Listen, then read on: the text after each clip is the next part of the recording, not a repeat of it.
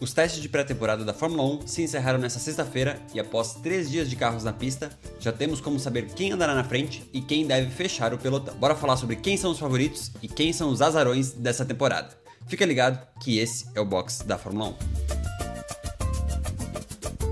A F1 encerrou nesta sexta-feira os 3 dias de testes de pré-temporada. E após muita gasolina queimada, temos uma visão muito clara de como as forças do grid devem estar na largada da temporada na Austrália. Para começar, bora conferir os tempos compilados dos 3 dias por equipe. Para surpresa de todos no paddock, o carro mais rápido nos 3 dias de teste foi a Williams de Carlos Sainz, com a marca de 1:29.348, seguido pela Ferrari de Hamilton no mesmo décimo de segundo. Fechando o pelotão, os 2 carros mais lentos foram a Haas com Ocon e a Sauber com Bortoleto, o único carro a não chegar na casa do 1:30, ficando com 1:31.057. A primeira coisa que temos que ter claro é: a ordem na parte de cima da tabela é bem menos confiável do que a ordem na parte de baixo dessa tabela. Ou seja, é muito improvável que a Williams de fato tenha o carro mais rápido do grid. Na verdade, sabemos que não tem. Mas, por outro lado, é sim muito provável que a Sauber seja o carro mais lento do pelotão. Isso é reforçado pelos dados dos chamados long runs, ou seja, as simulações de corridas feitas pelas equipes que não aparecem aqui nessa tabela. Mas ainda falando das voltas rápidas por equipe, uma comparação que deixa claro o quanto a Williams evoluiu é a comparação com o tempo do quali do mesmo circuito do Bahrein em 2024.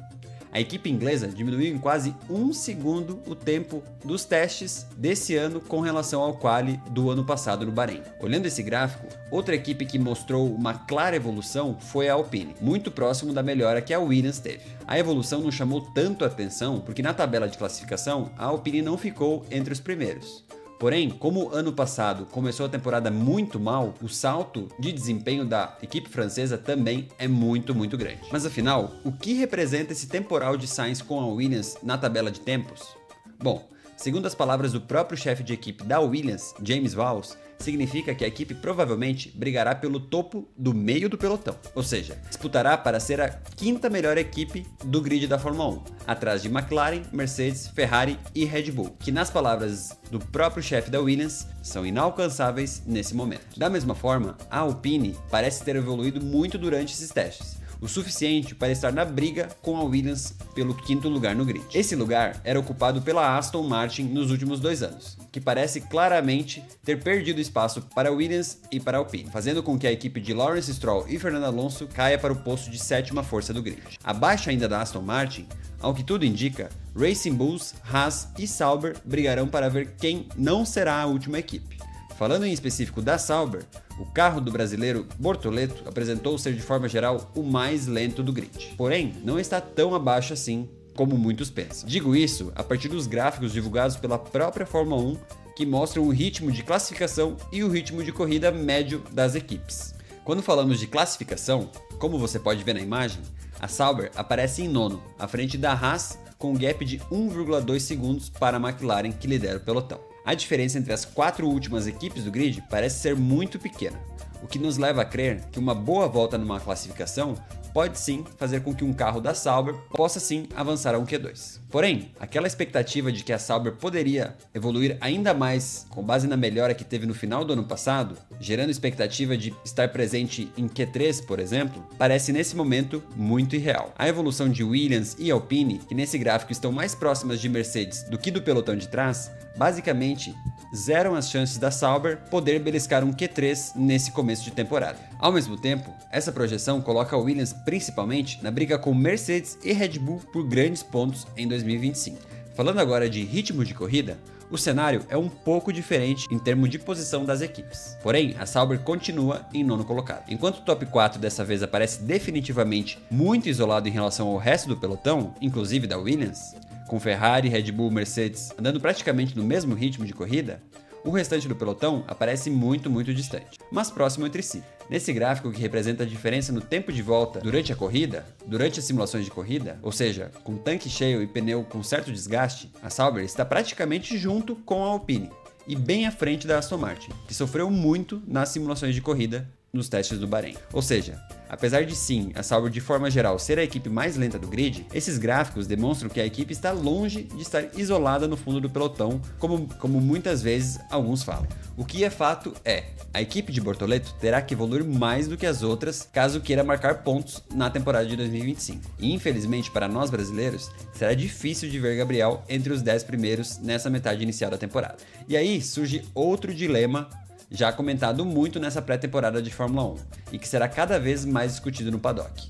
Até que ponto faz sentido para Mattia Binotto, chefe da equipe, manter o desenvolvimento desse carro de 2025, tendo em vista que no ano que vem o regulamento muda 100% e a equipe precisa alocar recursos no desenvolvimento do novo chassi e também do novo motor para 2026. O trabalho para o ano que vem é monumental, e uma vez que o carro assume o nome e as cores da Audi, a pressão por entrega de resultados será muito maior do que agora, enquanto ainda corre com o nome da Stake Kick Sauber. Esse dilema será enfrentado não só pela Sauber, mas por todas as equipes do grid, e principalmente aquelas que têm chances de grandes feitos em 2025. Se a briga pelo título estiver acirrada entre McLaren, Ferrari e Mercedes, por exemplo, até que ponto vale a pena investir recursos no carro desse ano para tentar ser campeão, mas comprometer completamente o projeto dos próximos 3-4 anos, que são baseados no chassi da nova geração de carros, o que pode gerar um prejuízo tremendo para a próxima metade da década. Essa será sem dúvidas alguma a maior dor de cabeça dos chefes de equipe para 2025. Por fim, saindo do fundo do pelotão e indo ao topo, as evidências indicam que a McLaren deve dominar esse início de temporada. Nas simulações de corrida feitas por Norris e Piastri, a McLaren parece ser constantemente mais rápida do que as outras 3 equipes, que aparecem muito próximas entre si. O dia 2 em específico chamou a atenção, quando Norris, Antonelli e Leclerc executaram simulações de corrida e Norris imprimiu um ritmo de volta com o composto C2 de 92,9 segundos na média por volta, enquanto Antonelli e Leclerc, com o mesmo pneu, andaram na casa dos 94,7 segundos. Ou seja, com pneus iguais, nessa simulação de corrida, Norris pareceu ser quase 2 segundos mais rápido do que a Ferrari e Mercedes, algo assustador para os padrões atuais de competitividade da Fórmula 1. Comparando com seu próprio ritmo de corrida de 2024, Norris foi mais de 2 segundos mais veloz no treino do que na corrida. É claro que esse cenário dificilmente se replicará na corrida de fato, mas esses dados impressionaram todo o paddock da Fórmula 1 e preocupou principalmente Ferrari, Mercedes e Red Bull, que brigam com a McLaren para ter o carro mais rápido do grid. Mas por fim, a ordem de forças da Fórmula 1 parece estar bem clara. Na primeira prateleira e bastante isolada, a McLaren surge como grande favorita ao título de 2025. Abaixo da McLaren, Red Bull, Mercedes e Ferrari aparecem em um mesmo patamar, disputando entre si quem será a segunda força desse início de temporada. Em seguida, na terceira prateleira, Williams e Alpine aparecem fortes e distantes do resto do pelotão, em uma briga particular pela quinta posição dentre os construtores. Apesar de em ritmo de quali poderem ameaçar o top 4, nas corridas dificilmente Williams e Alpine conseguirão acompanhar Red Bull, Mercedes, McLaren e Ferrari, brigando assim pelos últimos 2 lugares nos pontos, ou seja, a 9ª e 10ª posição. Atrás de Williams e Alpine, as outras 4 equipes aparecem na seguinte ordem: Aston Martin ainda surge à frente das outras 3, muito graças a um carro legado de 2024 que era claramente superior e fechou o ano passado como quinta força. Na sequência, Racing Bulls, Haas e Sauber em último. Teremos que torcer muito para que Bortoleto consiga fazer milagre com esse carro e para que a Sauber evolua durante o ano. Mas e aí, o que você pensa sobre a ordem de forças do grid da Fórmula 1 para 2025? Você acha que Bortoleto tem chances de brilhar mesmo com um carro tão fraco nesse começo de ano? Comenta aqui. E se curtiu o vídeo, não se esquece de se inscrever no canal para não perder os próximos. Um abraço e até mais!